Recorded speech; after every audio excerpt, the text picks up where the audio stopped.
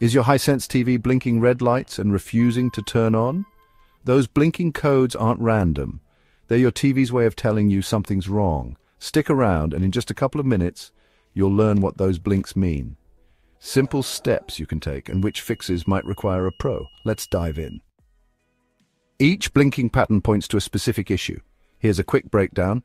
1 blink standby mode, 2 blinks power supply issue, 3 blinks backlight or inverter problem, 4 blinks mainboard or video processing issue, 5 blinks T-con board issue, 6 blinks overheating or ventilation problem, 7 or 8 blinks severe backlight problem, 10 or more blinks issues with LED drivers, power boards or multiple components. Take note of the number of blinks, it's crucial for troubleshooting.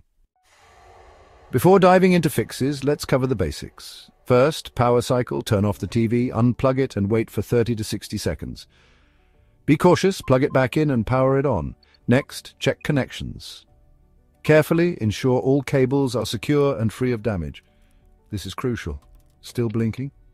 Keep watching. If your TV blinks 3, 7 or 8 times, it could indicate backlight or inverter issues, problems you might fix yourself with the right tools and know-how. First, inspect and replace backlight strips or the inverter. Open the TV back panel carefully. Check the backlight strips or inverter for visible damage. Replace as needed. Next, test components with a multimeter.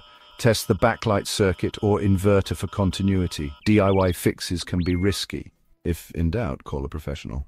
For detailed visuals, check out the video linked in the description. For issues like 4, 5 or 10 or more blinks, or if the earlier steps didn't work, it's best to call an expert. These problems often involve the T-con board, power board or LED drivers, which require specialized skills to repair.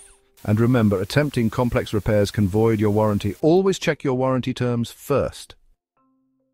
If you found this video helpful, please like, subscribe and share.